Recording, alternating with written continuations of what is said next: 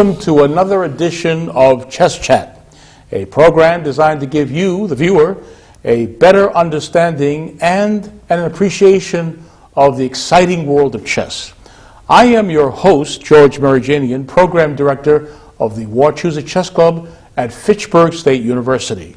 This club meets every Wednesday evening from 7 to 11 in room C-159 of the McKay Campus School at the university. And with me, once again, is my trusty colleague and longtime associate, Martin Lane of Lunenburg, one of the strongest and most active chess players in north central Massachusetts. Welcome, Marty. Hello, George. Good to see you again. It's always a pleasure seeing you, Marty, especially when we're starting this new season for Chess Chat. Is this our fifth season? This is, I think, our fifth season. Wow. And we certainly enjoy doing these Chess Chat programs, bringing chess to people in the area. Well, today, Marty, our program is going to honor the memory of one of the greatest chess players of the 20th century, International Grandmaster Bent Larsen. And he died less than a month ago, specifically on September 9th, 2010, in Buenos Aires, Argentina. Now, what do we know about Bent Larsen? Well, Bent Larsen was a Danish by birth. He became, he rose in the world ranks fairly rapidly, became really the first Scandinavian player to become a world champion contender. There had been, throughout chess history, there had been players from Scandinavia who'd been prominent, but never to that level. He was a contender for, on two world championship cycles. He had a tremendous tournament win record. Here's a file photo of Bent Larsen, early photo of Bent Larsen, taken at an international event. We have a number of interesting file photos of Larsen because his career did span his high mark were the 1960s and 70s. Here's a book that was written by him by a German, I think this is a German author who wrote about Bent Larsen, the fighter, translated into English. So, he learned the game at the age of 6. But at that age, as a young player, he really wasn't talented. He didn't show any signs of being a prodigy. But it wasn't until he graduated from high school and went to Copenhagen, capital of Denmark, to study civil engineering at the age of 17 that he really improved. In fact, he dramatically improved. And he wanted to study civil engineering, but after 2 years of studies at the university, he decided no. Academic studies are not for him. He decided to become a chess professional, and the lure of chess was just too much. And he played in numerous tournaments. He was a very active tournament player. Right. And he came to the United States. I met him in 1969 in Salem, New Hampshire. He played in the New England Open Championship. It was called the Merrimack Grand Prix. And he won it in 1969. And he also played in Boston in 1970. He won the U.S. Open in Boston when it was held in downtown Boston at the Parker House. Right. So he was one of those rare international grandmasters who would play in these open tournaments. Right. Usually grandmasters in Europe. Here's now, look at this photo. This is a great photo of Bobby Fischer seated now on the left, playing Wolfgang Unziker on the right. But in the background, leaning on standing third from the left, is Bent Larsen, who played in this Piatigorsky Cup. Now, what do we know about Piatigorsky? Is a name that we... Well, Gregor Piatigorsky was a famous cellist, wasn't he? Yes. Gregor Piatigorsky was a Russian-born cellist who came to this country, became naturalized. His wife, Jacqueline Piatigorsky, was one of the top female players in the country back in the late 50s, early 60s. And they had a foundation. And they sponsored a tournament in California, 2 of them. 1963 in Los Angeles, and in 1966 in Santa Monica, and those were the Piatigorsky Cups. And Larsen played actually in the Piatigorsky Cup, and we're going to present a game to our viewers. This is a longer than usual game, not exceedingly long, but this is a game that Bent Larsen played against the reigning world champion, Tigran Petrosyan. Perhaps Darren Dame could show a photo of here on the left. Here is Tigran Petrosyan on the left with the black pieces, playing Bobby Fischer on the right here. And happened in this photo. This is a rather interesting photo because these two players were world champions. Right. And they're the only two world champions ever to appear in Fitchburg. Bobby Fischer appeared in 1964, March of 1964, and Tigran Petrosyan came in February of 1982. But Petrosyan, who was the champion, 1963, he beat Mikhail Botvinnik, played Bent Larsen in this Piatigorsky Cup. Now, at this time, this was at the time of the Soviets really dominating world chess. Yes. And Bobby Fischer and Bent Larsen were the only two Western, the two Western players that the Soviets feared the most. Yes, they were the best. Not only the Soviets, they feared them. Yes, Right. they were the two, but they also respected them. Right. Because they. Well, I meant feared them as chess players. Yes, no, because they were. Look at Bent Larsen he has defeated 7 world champions. Right. Mikhail Botvinnik, Vasily Smyslov, Mikhail Tal, Right. Bobby Fischer, Tigran Petrosyan, Anatoly Karpov. Right. Tal did it. I should say Larsen did it. And this game is a rather interesting game because we're going to hold off the suspense and show you what happened in this game. Now, this was played in the 7th round of this double round robin in Santa Monica, California, the Piatigorsky Cup, and Larsen had white. So let's start the game. And what did Larsen open with? Okay, Larsen opened with moving the e2 pawn to e4. We've seen that before. It occupies the center square, opens up files for the white squared bishop, diagonals rather, for the white squared bishop and the queen. A good opening move. Okay, move. all right. So it is now Petrosyan's move, and he replied with c5. The pawn on c7, he plays it to c5. Okay, now that's called the Sicilian defense. And is there a particular reason why it's called a Sicilian defense? Well, it's because about more than 400 years ago, this was very popular in Sicily. You know, the Italians really contributed a lot to chess, hundreds of years ago. They were the dominant players. Right. Yeah, and they came, and there was actually an English player who gave the name to Sicilian defense to this because he said, wait a minute, Sicilian players play this, so we'll call this Sicilian defense, And it's one of the most popular defenses to the king pawn opening. Right. Well, all right, so what did Larsen do on a second move? Okay, well, this sets up a little bit of an imbalance. Players want to control the center, and in this particular opening, White wants to make sure he controls that d4 square. So he develops his knight on g1, plays it to f3, which attacks the d4 square, preparing to push the pawn to d4. Okay. All right. So black now has choices here. There are a number of good moves for black here. Black actually play any of these pawns. The e pawn could play e6, could play e6, could play d6. Could even play a6 has been playable. And I've even seen, there are players who even play knight f6 attacking the pawn. But what Petrosyan played is a very logical reply, is knight c6. Develops a piece. And attacks that same d4 square. Okay. So white carries through. He's going to take the pawn on d2 and play to d4. Okay. So now with the pawn on d4, he's attacking the pawn on c5. He's also opening up diagonal for the black squared bishop. Also, he's giving himself some space. And also threatening even to push the pawn at d5, attacking the knight and force the knight to move actually to retreat. Because he's got no good square. All right, so what Petrosyan does, this is actually force. This next move is a force for black. Black takes now. The c pawn, c takes d4 is Petrosyan's move. So, all right, so a pawn is exchanged. And white's going to recapture. He's certainly not going to take the queen because it would be knight take queen. So he's going to take knight take the pawn on d4. Okay. All right, so let's look at this position. Now, what is normally played, what is more commonly played in this position, is to play knight on g8 to f6, attacking the pawn. Right. That is very commonly played. But one of the alternatives is to play g6, and that's what Petrosyan did on his fourth move, g6. He plays that, which actually signals a certain variation known as the accelerated dragon variation.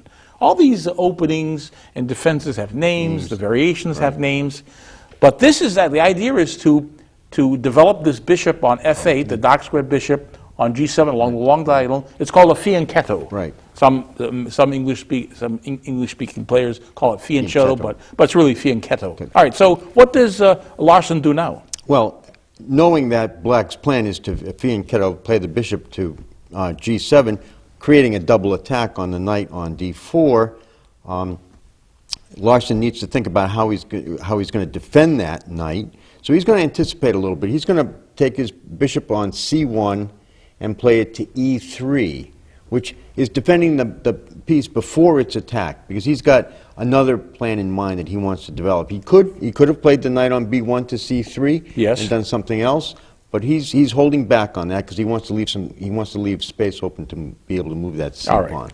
So Petrosyan carries out his plan, plays bishop g7. That's his fifth move. Right. So Larsen doesn't have to worry. There are two pieces attacking his knight, but there are also two pieces defending, which gives Larsen the opportunity to play this pawn on c2 to c4, which goes by the name of, speaking of these, Maroczy bind. Yes, this is rather interesting. This is known as the Maroczy bind, named after the Hungarian grandmaster of the early 20th century, Géza Maroczy. Interestingly enough, it's interesting why this is called the Maroczy bind, because Maroczy had played a game in which he was black. I think it dates back from 1904. And they have found no games in which Maroczy himself ever played the Maroczy bind. It's rather ironic, isn't it? All right, but it's known as the Maroczy bind because look at the total control the white has on the d5 square. Total. And for a time, players chose not to play the Sicilian defense just because they couldn't figure out how to get around the Maroczy bind, but eventually it came back into vogue again. Yes, it was actually this was considered one time the refutation of the Sicilian defense. Right. But they have found improvements for black, so it actually has come back. And black does not have to fear the Maroczy bind. Right. All right. So Petrosyan now, after c4 from Larsen, plays knight f6. Right. Comes out attacking the e4 pawn. All right. And Larsen is going to defend it by developing his knight on b1 to c3. Right. Okay, so Petrosyan now, it's his move coming up, seventh move. Now, he could castle. He's ready to castle. He could also move the d-pawn to d6. Right, opening up the diagonal. Sure. That's possible. But this is rather interesting. This is considered one of the major continuations against this in the accelerated dragon variation. He plays knight g4. He's moving the same piece twice in the opening. Right. So he plays knight g4. Well, wait a minute. He's moving it to a square. He's moving it to a square where the knight is not even defended. Now, why is he doing this? Well, the first thing that White looks at is that, well, from there, Black could take the bishop on e3. He'd have to recapture with the pawn, and that would just destroy White's position. That would be awful. You can't let that happen. All right. And as you say, the emprise, the knight is emprise. It's not defended. Right. It is not defended. So he can take it with the queen. Right. But that'll take away one of the defenders of the knight on d4. So it's not a win of a piece. It's going to be an intricate kind of trade. So he's going to take that knight on g4 because he can't afford to leave it there. All right. So this deflects the queen from defending the knight on d4. Right. It's only the bishop defending that knight. Right. All right. So what Petrosyan does, he plays knight takes on d4, not with the bishop, because he wants to retain. He wants to keep that bishop. Maintain his dark squared bishop. All right. So now you see what Black's threat is now. Well, the first threat is he can play knight to c2 with check, winning the rook. Yeah. There's a forking the king and rook and winning the rook. All right. All right. So what does White do? Well, here? White could could take the knight with the bishop, but then Black recaptures with the bishop, and that puts that bishop in a very strong place. Yes. There's a pin that can come with the queen here, can double pawns here, which is positionally really bad. So it would be a mistake for White to capture that knight. Right. It would be bad, and also White's got to watch out for threats if he leaves the queen there. If the advancing the d7 pawn exposes the queen to an attack. Yes. All right. So he's got to come. So he's got to do something. He can't bring the queen here because it's taken. He can't bring it to e2. All right. So he's got to come all the way back to d1 to make sure that he's covering this square. Now he's also put a double attack on that knight. All right. So now this is going to force this knight either to retreat or to be defended. Now, I have come across games, more recent games, where Black actually continued with e5, but it's not recommended. to advance this pawn because it actually nullifies the effectiveness, blocks the effectiveness of this dark squared bishop.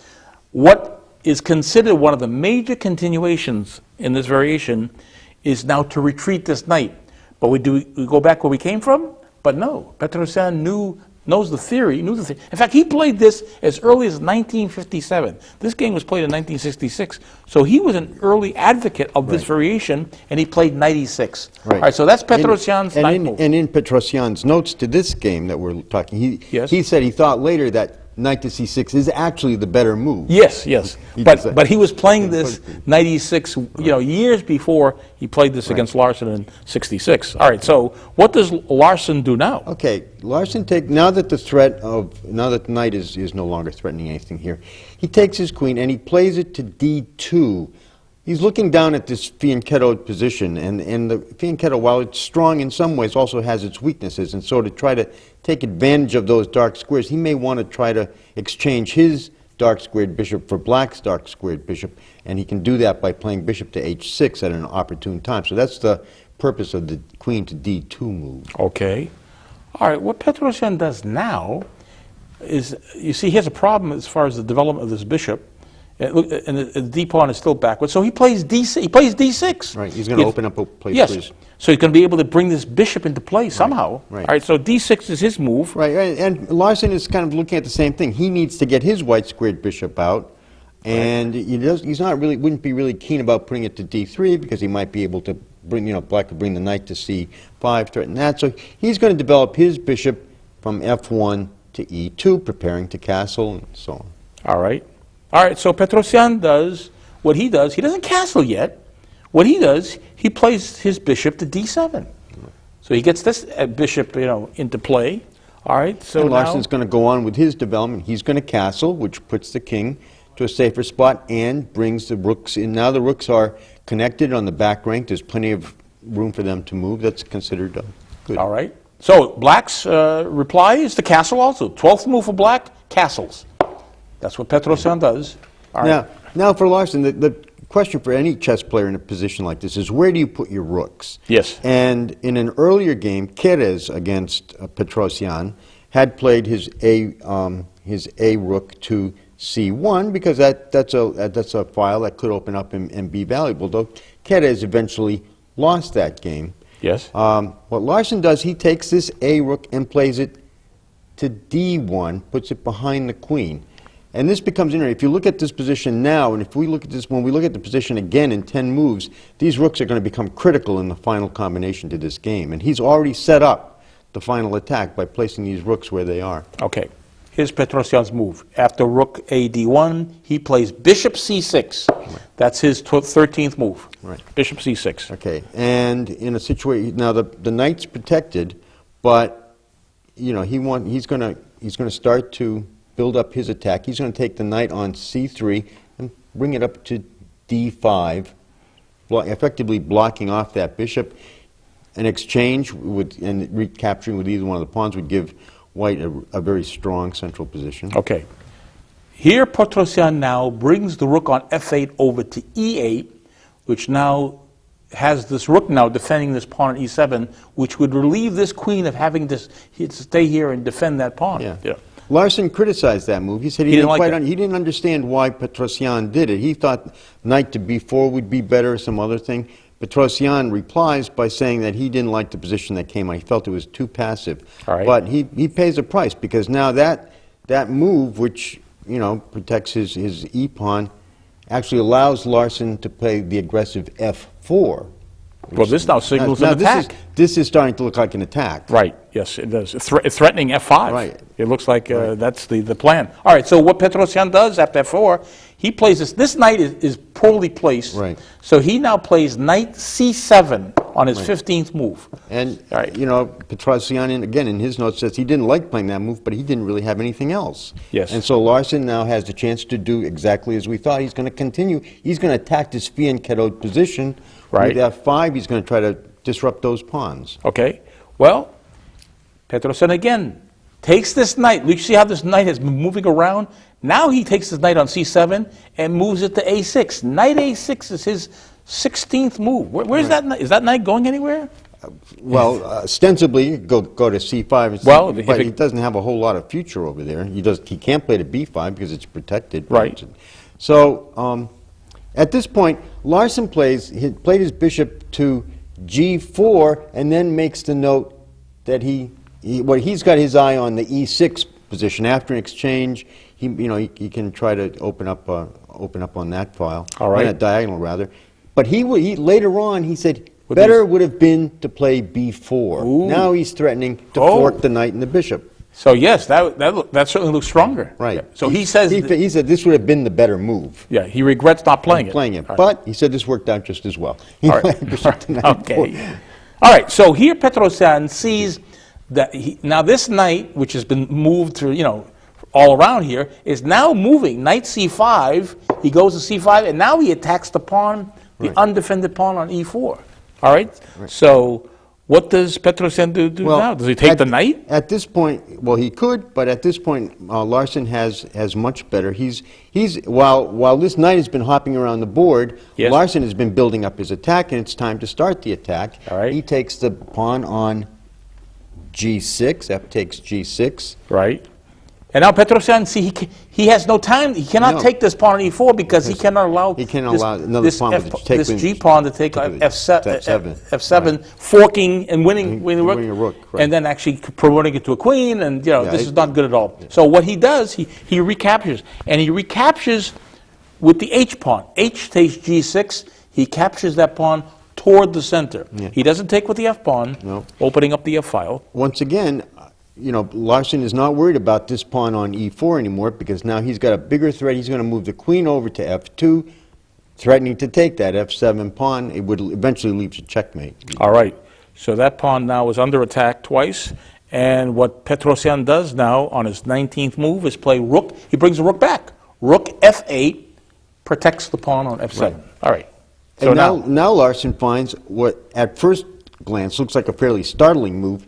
He takes the E4 pawn and advances it to E5. At first it looks like, well, he's just giving it away. Yes. But he can't capture it with That's right. the D pawn he cannot capture with the D pawn. because he would lose the knight to bishop take knight. Exactly, right. Yeah, this pawn, D pawn, is needed to protect that knight. All right.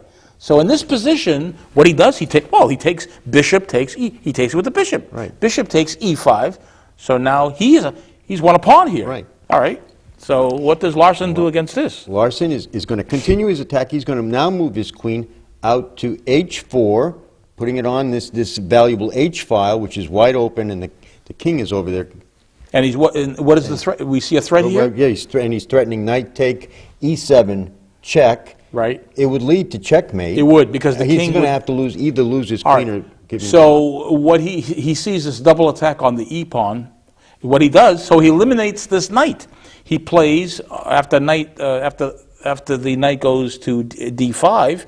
What he plays is what he takes bishop takes D5. Right. He has to eliminate that knight. So bishop takes D5 is his 21st move. Now, Larsen could recapture with the pawn, but much more powerful is recapturing with this rook. Remember, he put it on the D file. It's going to stay on the D file. He takes with the rook, and now once again, he's threatening Oh, yes. to win the knight. Not only with the knight, because the pawn cannot recapture because the rook would win the queen. Right. All right, so that knight has to move. Right. So, or could be defended, but he wants to get this knight, more active over on this king side. So he plays knight e6. So that's Petrosyan's 22nd move. Right. Gets the knight away. And now Larsen is going to build up. He's going to take the opportunity to take this rook on the F file, which we remember from 10 moves ago. Right. Moves it up to F3 with the idea of being able to slide it over onto the H file, maybe lead to checkmate. Oh, yes. If the rook ever gets to h3, we have a mate threat on h7. Right. There's no way to protect that h7 square. Right. So what Petrosyan does after rook f3, he plays bishop f6, attacks the queen. Attacks the queen. All right, so that's going to force the queen. He can't block with the bishop because Petrosyan actually has control of this g5 square. right. So what does Larsen do here? Larsen moves his queen down to H6. Yes. And now still is threatening to bring the rook over to h3 three, with the with mate. checkmate on h7. Right. All right. So that means that Petrosian has no time to do anything but attack that queen again, which he does with bishop g7. So bishop g7 attacks the queen. Right. All right. So now the queen is forced to move. And now comes, this is a position that actually shows up in a lot of chess problem books, as it turns out, because it's not easily apparent what happens from here. He plays queen take pawn. Whoops. Well, that's the surprising move. Right. This is the move This is the move that Petrosian overlooked. That now he chose not to take the queen right away. He realizes if he takes the queen, he's going to lose this knight to with the bishop check. So he figures, okay, instead of losing, I'm going to lose this piece as it is. But not just losing it, it also winds up with checkmate. Yeah, right. So what he does, he plays knight f4. That's his move. He brings it knight f4, attacks. It's attacking the queen, but of course, the queen's already attacked. But Larsen has no problem with that. He just simply takes plays with the rook. Right. Okay. It would be a mistake to take it with the bishop. Yes. That would block off the diagonal. So he takes with the rook. All right. So now Petrosian says, okay, I'll accept the queen. He accepts. He plays f takes g6. That's so he is. So Larsen has sacrificed the queen here. Right. So it has to work. It has to work. Whatever happens at this point. So what does he do here? Well, by recapturing with the f-pawn, he's opened up the diagonal to the king for the white squared bishop to play bishop to e6. Check. Okay. Check. All right. Now, only two ways they got to check here. We either have to block or we move the king. All right. We can't take the pieces check. Right. So. But we cannot move the king, because if we move the king to any one of these squares, let's say we move, for example, to h8, how would Larsen continue here? Well, here comes that f rook. He just slides it over to the h file. Check. Ooh, it's going to be checked. So he's only with one way to block here. He would have to block with the bishop. That would be a move. Right. And then we can simply do what here? In fact, I would take with the bishop. Yes. And now now the threat is actually. The king cannot move, and the next move is going to be bishop taking f8. A. If he moves the rook, it just goes to bishop to f8. It's going to be checkmate no matter what happens. It's checkmate whatever happens. Right. So he can't move to any one of these squares. Even if he moved to h7, the same thing would happen. So in this position, and the king's here. All right. So on this check, what Petrosian does here after bishop e6 check, he plays rook f7. All right. So he plays rook f7. Okay. He could play bishop take rook. Check, but the king might be able to wiggle out of the way there. Right. All right. So what he does is he's going to maintain that. He's going to play rook take on f7, maintaining the threat of moving the rook and exposing the check. Oh, absolutely. He would move the rook back, check, forcing the king over to h8. Right. And then we have the rook coming over to the h file with check. It's going to lead the same mate. It's going to lead the same mate, All right. yeah. So what he tries is to make a run for it. He plays king h8. That's his move. Right. All right. So now what Larsen does is play rook g5. What he would like to do, of course, is play h5, but he can't because it's covered by the pawn, so he plays to g5. All right. All right. So Petrosian is really in dire straits. All right. So what he does here, and I don't know what he accomplishes by doing this, he played b5.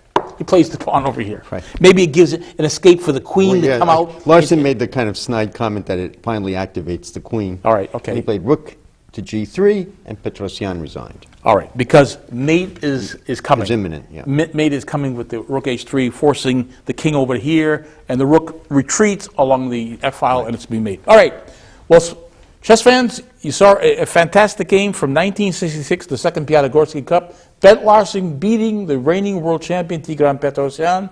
I hope you enjoyed it. Marty and I enjoyed going over this game with you. We hope you join us next time for another edition of Chess Chat.